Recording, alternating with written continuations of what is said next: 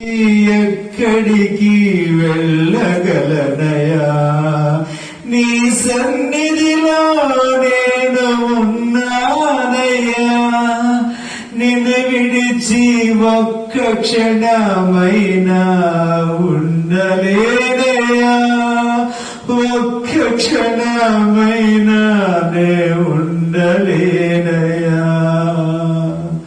నన్ను నడిపించే నాదుడా, నన్ను నడిపించే నాదుడా, నిన్ను విడిచి ఎక్కడికి వెళ్ళలేనయ్యా. నీ సన్నిధిలో ఉన్నానయ్యా యేసయ్యా.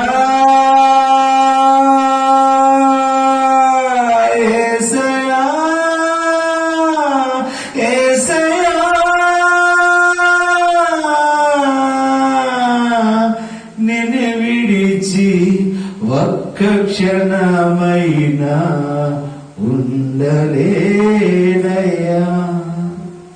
Thank you Lord. కూర్చుందా. Thank you Lord. హల్లెలూయా. పరిశుద్ధము నమ్మకమైన మా ప్రియ పరలోక తండ్రి, ఈ ఆరాధనంతా నీ నామానికి మహిమపరుచుకున్న యేసయ్యా. ఈరోజు ఒక ప్రత్యేకమైన రీతిలో మీరు మాట్లాడే యేసయ్యా. Thank you Lord. Hallelujah Jesus. Thank you Lord. Praise the Lord. యేసుక్రీస్తు నామములో మీ అందరికి శుభములు కలుగును గాక. ఈ నూతన సంవత్సర శుభాకాంక్షలు నేను తెలియజేస్తున్నాను. ఒక దైవ సేవకుడిగా నా ఆశ, నా కోరిక ఒకటే, 2022లో మీరు అత్యధికమైన స్థాయిలో ఉందరుగాక, మీరు దీవించబడదురుగాక, మీ పిల్లలు ఆశీర్వదించబడదురుగాక, మీరు అడుగు పెట్టే ప్రతి ఒక్క స్థలము దేవునికి పట్టబడదురుగాక, దేవుని మహిమ వచ్చునుగాక, దీవెనకరము పొందురుగాక, మీరు ఇచ్చేవారు పొందుదురుగాక, మీ పైవారు పొందుదురుగాక.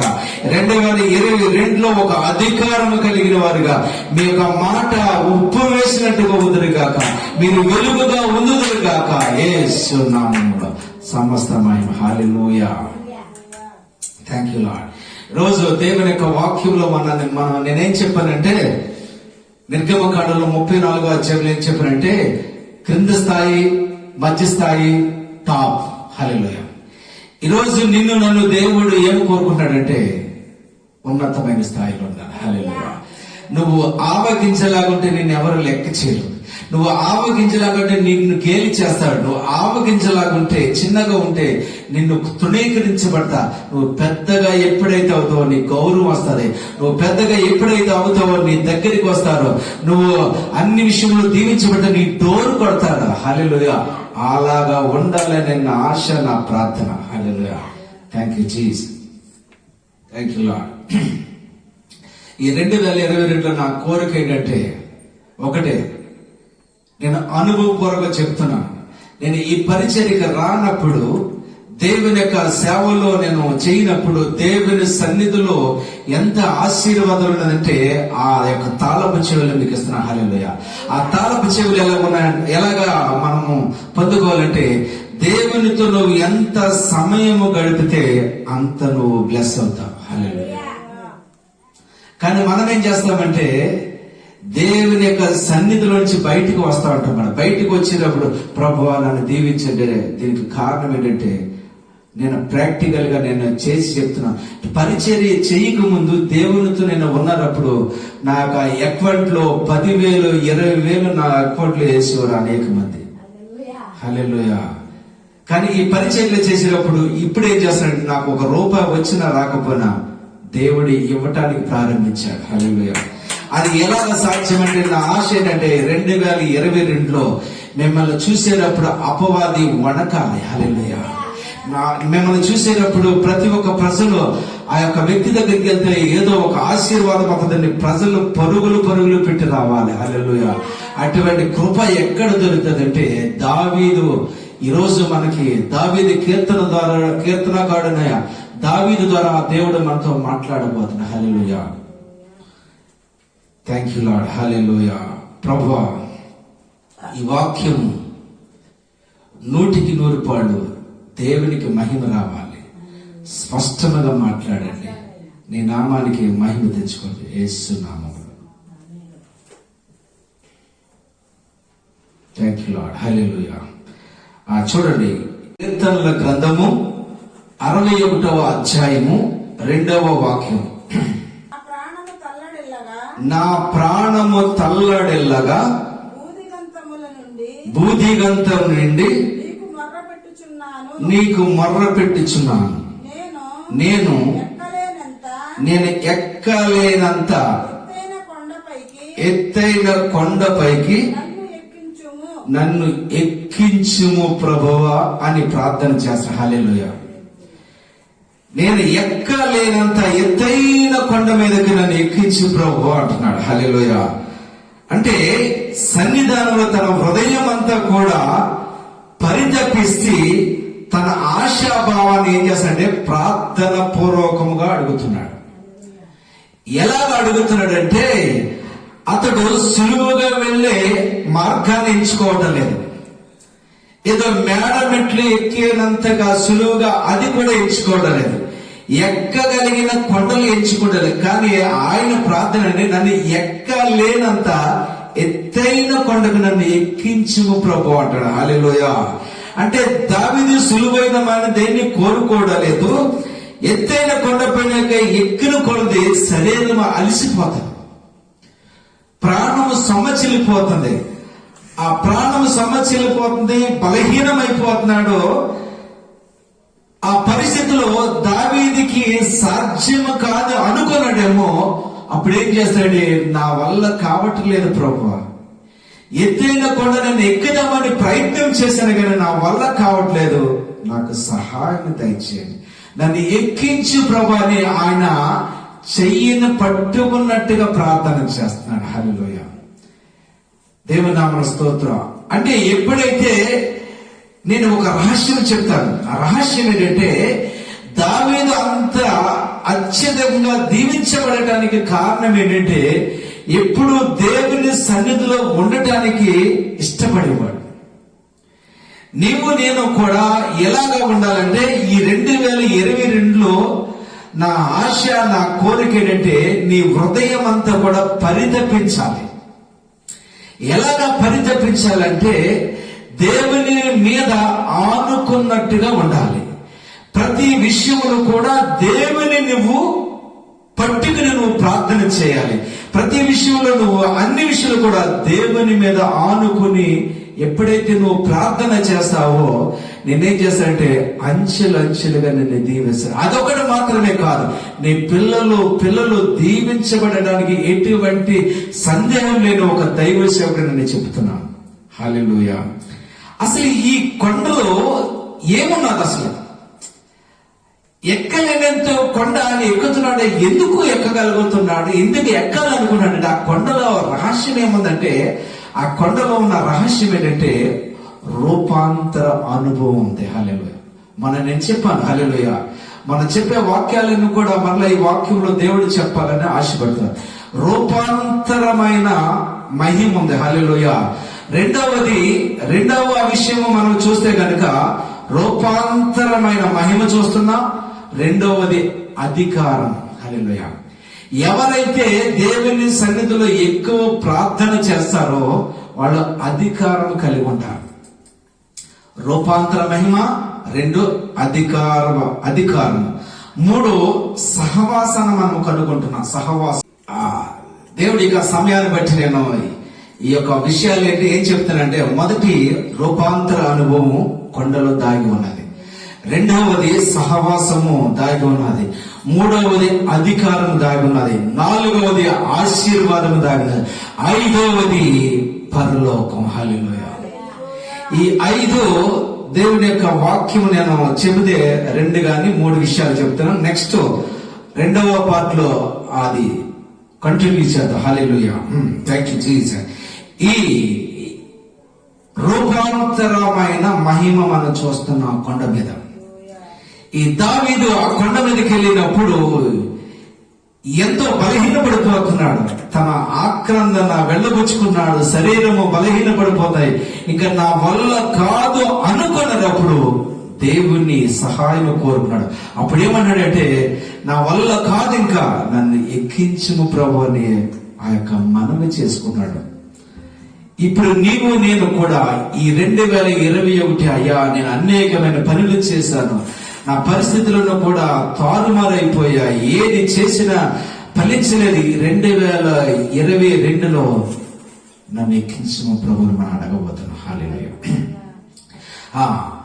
ఆ మహిమ రూపాంతర మహిమ మనం చూడబోతున్నాం. అది దేవుని యొక్క వాక్య వెలుగులోకి మనం వెళ్ళబోతున్నాం. హల్లెలూయా.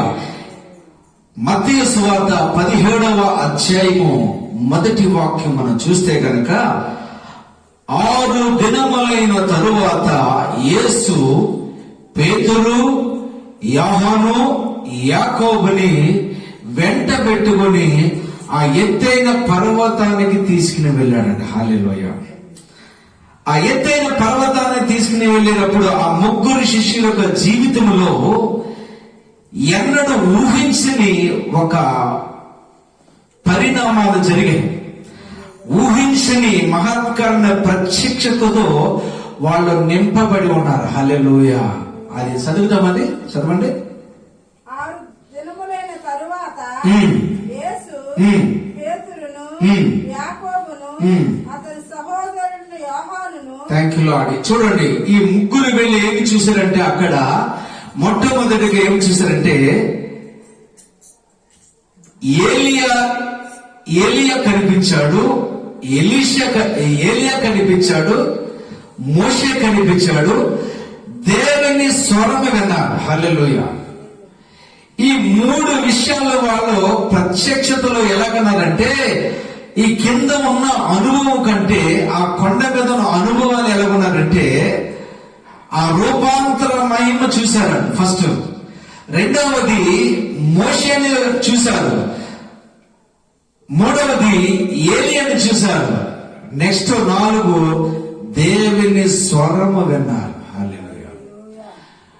ప్రతి ఒక్కరు కూడా దేవుని యొక్క ఆశ ఈ 2022లో ఏమి కోరుకుంటాడంటే, ఆ అనుభవాలు, ఆ ప్రత్యక్షతలతో కూడిన ఆ ప్రత్యక్షత ఈ పేతురు, యోహాను, యాకోబు ఎలాగైతే పొందుకున్నారో నిన్ను కూడా ఆ స్థాయిలో తీసుకు వెళ్ళాలని, అటువంటి ప్రత్యక్షత కలిగిన జీవితం జీవించాలని నా యేసయ్య ఇష్టపడుతున్నాడు.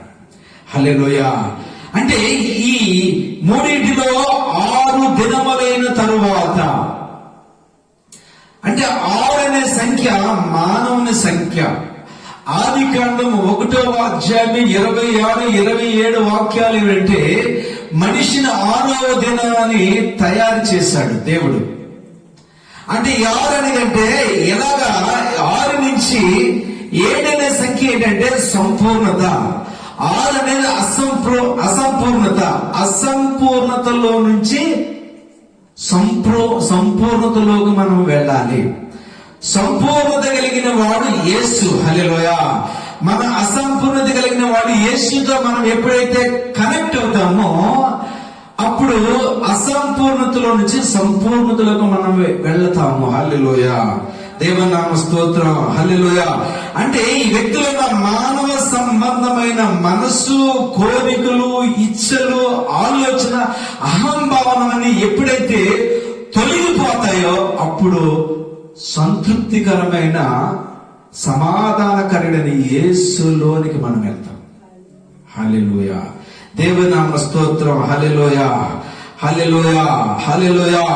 అంటే యేసు, పేతురు, యోహాను ఎత్తైన కొండ మీదకి ఎక్కిన తరువాత మొదటి క్రీస్తు యొక్క రూపాంతరమైన చూశారు. రెండవది ఏలియాని చూశారు. మూడవది మోషేని చూశారు. చూసి ఆయన యొక్క మేఘములో నుంచి ఆయన యొక్క స్వరం విన్నారు. అది ఎత్తైన ప్రదేశంలో ఒక ప్రత్యక్షత. హల్లెలూయా.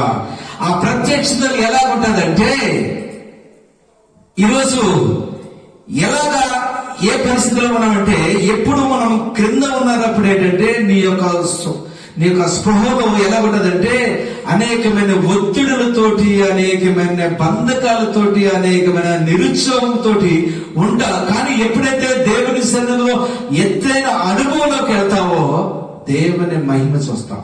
హల్లెలూయా. హల్లెలూయా. అంటే దేవుని యొక్క ఆ కొండ మీద ఏమన్నదంటే అధికారం ఉన్నది. అధికారం ఎలా ఉన్నదంటే, మనం దేవుని వాక్యంలో చూస్తే అధికారం కలిగిన యేసుతో మనం ఉన్నప్పుడు మనకి అధికారం ఇస్తారు. అధికారానికి సాదృశ్యం అంటే అధికారి నిల్చుని ఉండడు, కూర్చుని ఉంటాడు. కూర్చుని ఉన్న వ్యక్తి ఏంటంటే అధికారం కలిగిన వ్యక్తి. ఒక సీఎం కుర్చీలో కూర్చుంటాడా, నిల్చుంటాడా? కుర్చీలో కూర్చుంటాడా? అలాగే అధికారానికి సూచనంటే కుర్చీ. ఆ కృపా సింహాసనం మీద మనము కూర్చుని ఉన్నాం. హల్లెలూయా.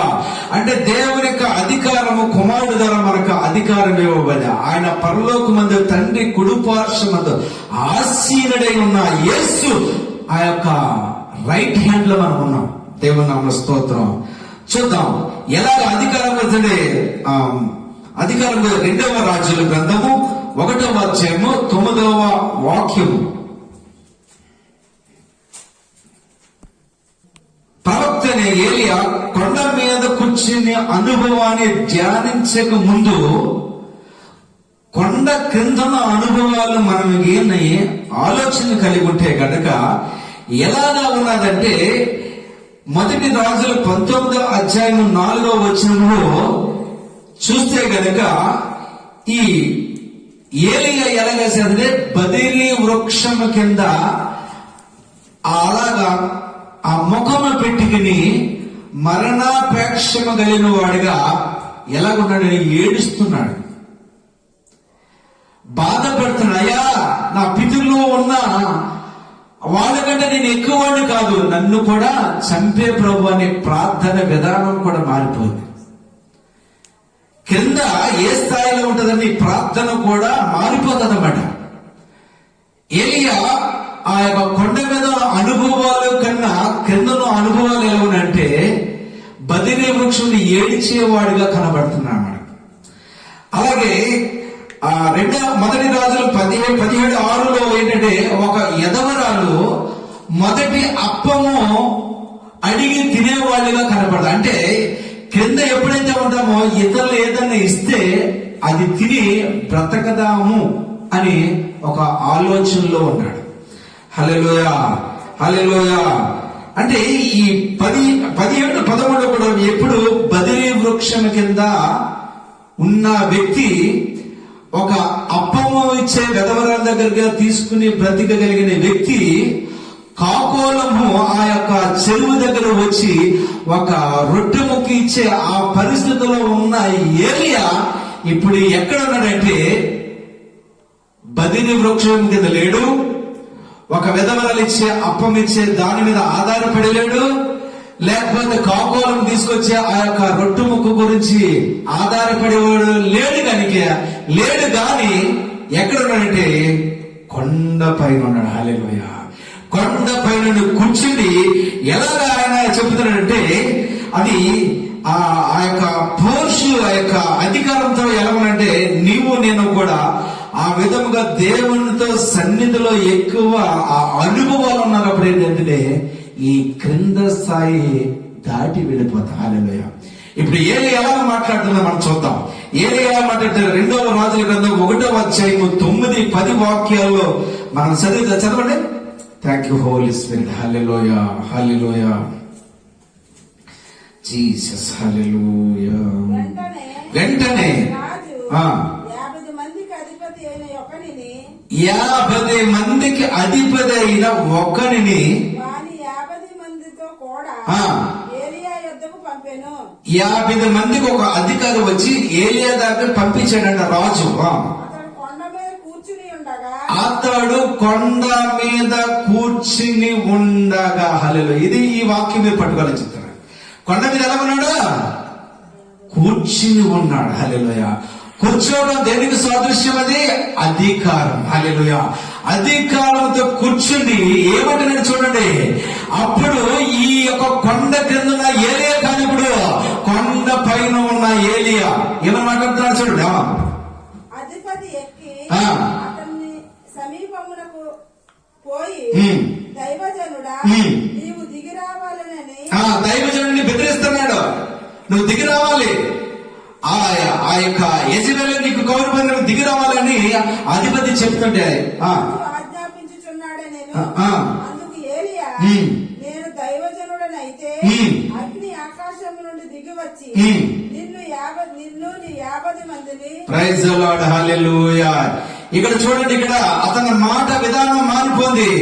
ఎప్పుడైతే కొండ మీదకి వెళ్ళి కూర్చుని ఆయన దేవుని సన్నిధిలో చూస్తున్నాడు, ఏమనంటే నేను దైవజనుడు అయితే గనక ఆకాశం యెహోవాగ్ని దిగి నీ 50 మందిని నిన్ను కూడా దహించి వేయును గాక అని పలికాడు. హల్లెలూయా.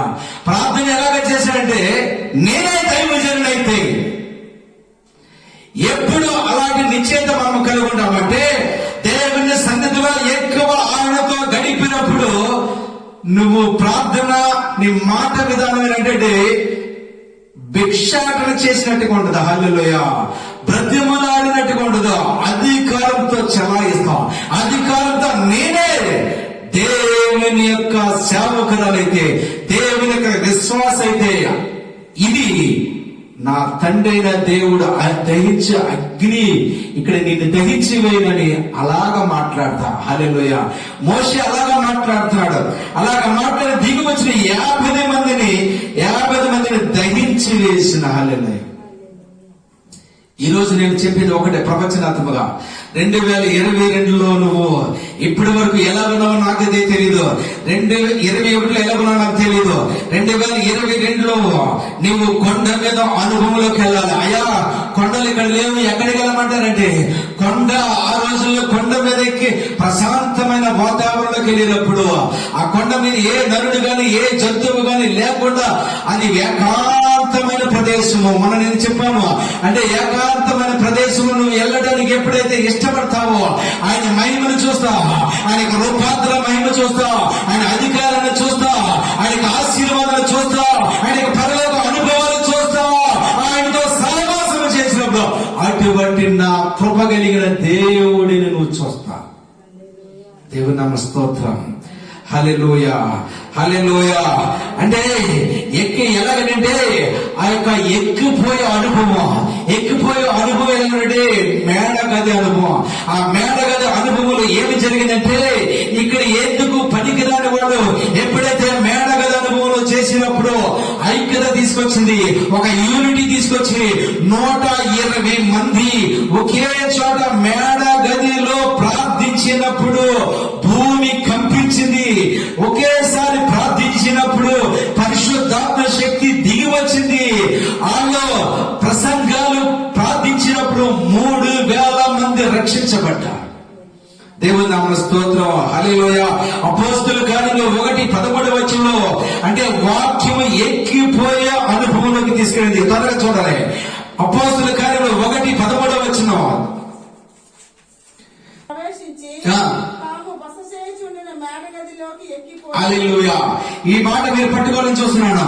ఆ పశ్చ గదిలో నుంచి మేడ గదిలో ఎక్కిపోయిరి. చాలు ఎక్కిపోయిరి అంటే ఎక్కి అనుభవంలోకి మనం వెళ్ళాలి. 2022లో ఎక్కి అనుభవంలోకి వెళ్ళాలి. ఎక్కిపోయే అనుభవంలోకి మనం వెళ్ళినప్పుడు అపోస్తులు నీడ పడితే స్వస్థత జరిగింది. అపోస్తులు చనిపోయిన లేపబడ్డారు. అటువంటి కార్యాలు ఎక్కడ జరుగుతుందంటే నువ్వు ఏకాంతమైన ప్రదేశానికి వెళ్ళిపోవాలి. నీ సమస్యలు, నీ ఇంటి సమస్యలు, నీ యొక్క బలహీనత ఇవన్నీ ఎందుకు ఇలాగ జరుగుతున్నాయంటే దానికి కారణం ఏంటంటే కలవవలసిన వ్యక్తి నువ్వు కలవట్లేదు. కలవవలసిన ఈ వ్యక్తి నువ్వు కలవట్లేదు. ఎప్పుడైతే నువ్వు అలా కలుస్తావో, ఒక ప్రవచనాత్మగా ఒక దైవ సేవకుడు చెప్తారు, నిన్ను దీవించడు కాదు, నీ పిల్లలను దీవిస్తారు. నీ పిల్లలే కాదు, నీ పిల్లలు దీవిస్తారు. ఆ పిల్లలే కదా, ఆ పిల్లల తరతరాలుగా దీవించుకుంటూనే వస్తాడు. ఎందుకంటే నా ప్రభు చెప్తుంటే ఆయన అన్యాయస్తుడు కాదు. ఎవరైతే దేవుడితో సహవాసం చేయదా వాళ్ళ అధికారం కలిగి ఉంటారు. హల్లెలూయా. వాళ్ళ అధికారం కలిగి ఉంటారు. ఇది ఏలియా ఇప్పుడు చెబుతున్నాడు. ఎలాగ మాట్లాడుతున్నాడు? కర్మేల పర్వతం ఎక్కాడు.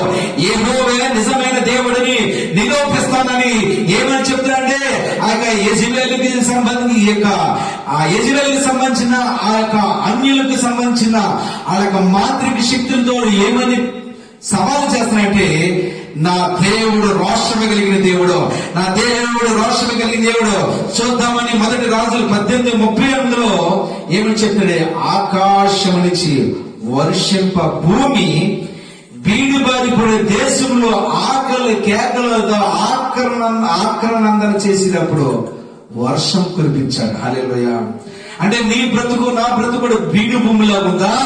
ఆ యొక్క ఎందుకు ఫలించినట్టుగా ఉందా? ఏది చేసినా ఏమి జరగట్లేదా? దేవుడు మహావర్షం రాబోతుంది.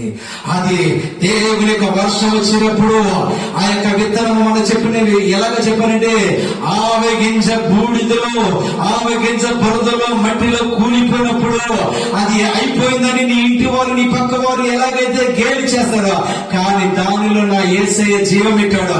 ఎప్పుడైతే వర్షం వచ్చిందో ఆ మట్టిని పెకలించుకుంటూ వచ్చింది, ఆ మట్టిని అలాగా పెకలించుకుంటూ వచ్చి పెద్ద చెట్టుగా అయింది. అలాగా నిన్ను నన్ను కూడా ఈ రోజు 2022లో అలాగా చేయబోతున్నా నా యేసయ్య. హల్లెలూయా. చప్పట్లు కూడా దేవుని మహిమ. హల్లెలూయా. Thank you Lord. హల్లెలూయా.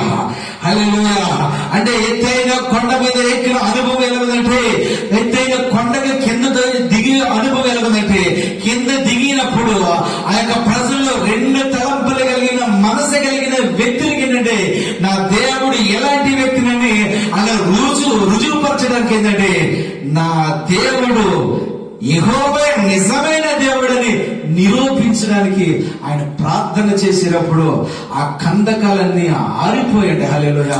ఒక సవాల్ చేశాడు, నా దేవుడు ఎలాంటి వాడు మీకు నిరూపిస్తాడు, మీ దేవుడు ఏమైనా ఉన్నాడని మీ దేవుడు నిరూపించండి. ఒక పందెము జరుగుతుంది అక్కడ, సవాలు కలిగిన ఒక పరిచయం జరుగుతుంది. ఎలాంటి పరిచయం జరుగుతుంది? ఇదిగో ఒక ఎద్దుని తీసుకోండి, అది కట్టెలు తీసుకోండి, కట్టెలన్నీ తడిపేసి ఎద్దును నరికి ఆ యొక్క కట్టెలను తెట్టినప్పుడు ఆ యొక్క దేవుడి యొక్క అగ్ని నా దేవుడు దహించి వేస్తాడని చేస్తుంటే వీళ్ళు అలాగే చేశారు.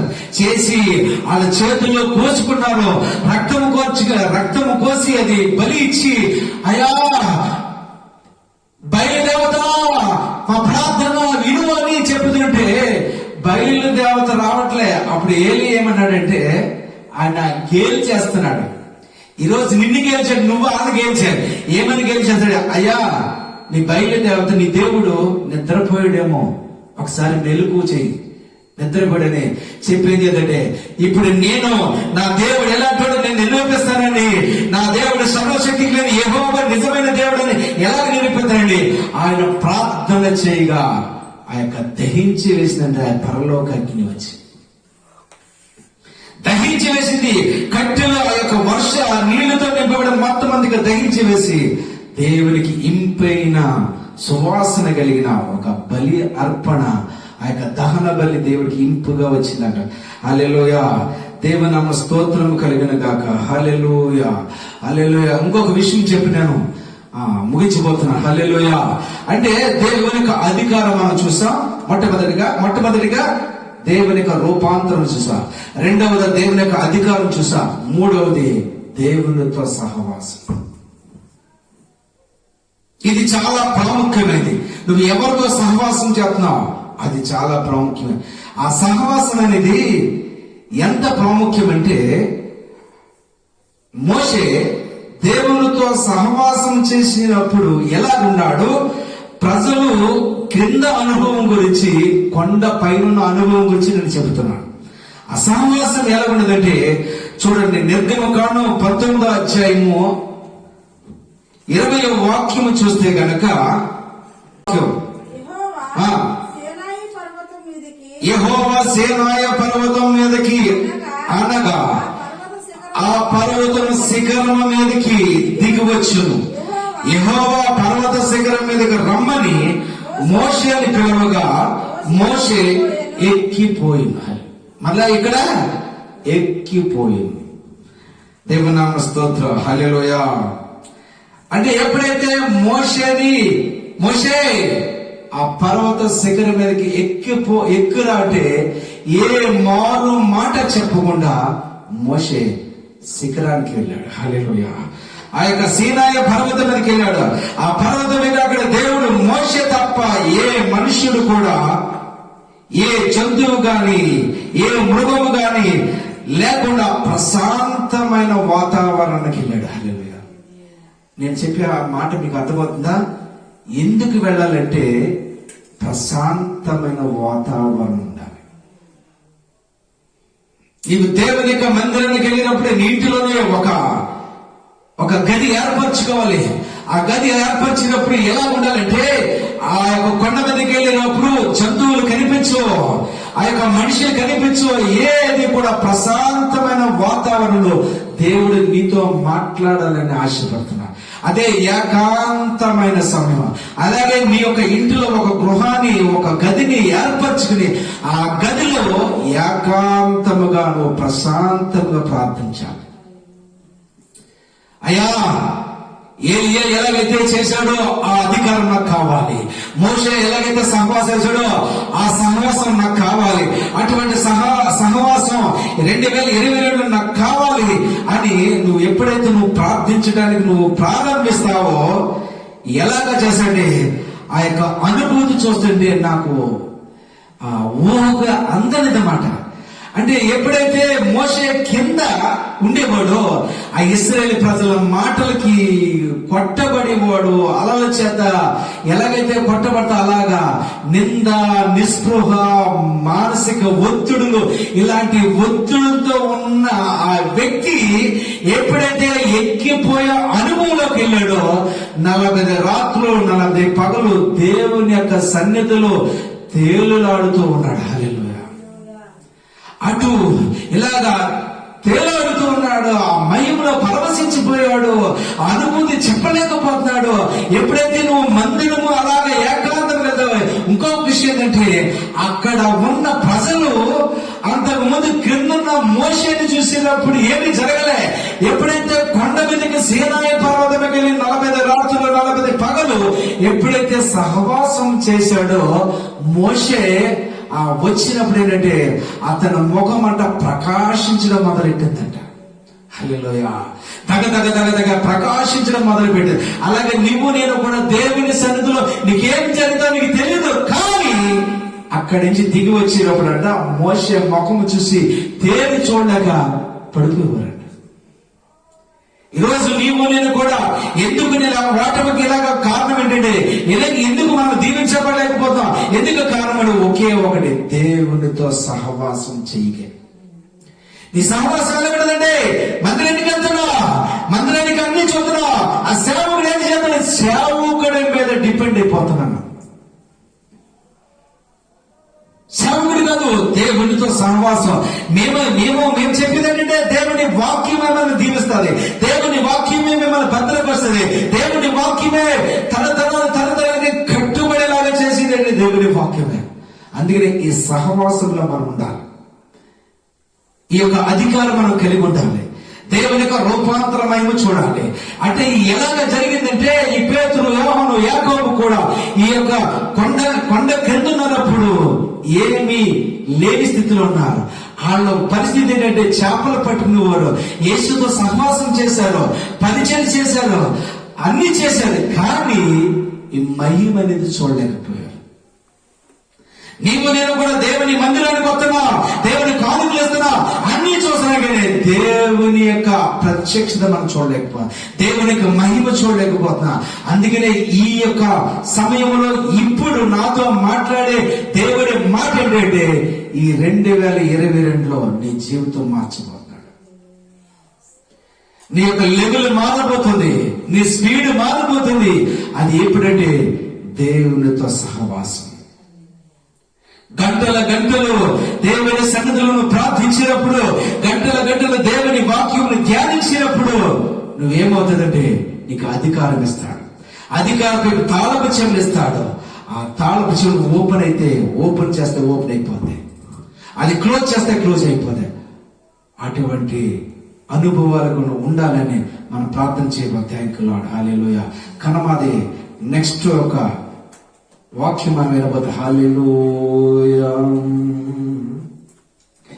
Thank you Lord. అందరూ లేచి నిలబడి థ్యాంక్ యూ హోలీ.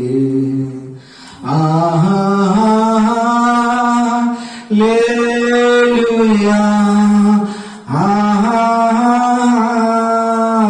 హల్లెలూయా.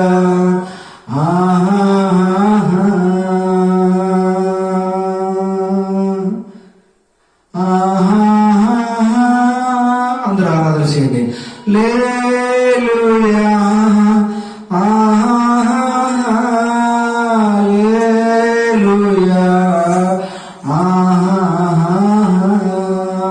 అయ్యా ఇప్పటి వరకు తండ్రి కొండ క్రింద ఉన్నామయ్యా. క్రింద స్థాయి ఇతరుల మీద ఆధారపడే స్థాయి, కొండ పైన అధికారం చూపిస్తున్నాం. ఇతరులకి మేము ఆశీర్వాదకరం ఉన్న స్థాయి అయ్యా ఈ 2022లో నీ పిల్లలు అటువంటి వారిగా మార్చండి. అటువంటి వారిగా మార్చండి. నీతో ఎక్కువ సహవాసం చేసేవారుగా మార్చండి. అయా ఒక దైవజనుడిగా తండ్రి, అయా మా ఆశ మా కోరిక ఒకటే ప్రభా. అయ్యా మమ్మల్ని చూసేవారు నిజమైన దైవ సేవకుడు, నిజమైన విశ్వాసని ఆ బిడ్డలు మా దగ్గరికి రావాలి.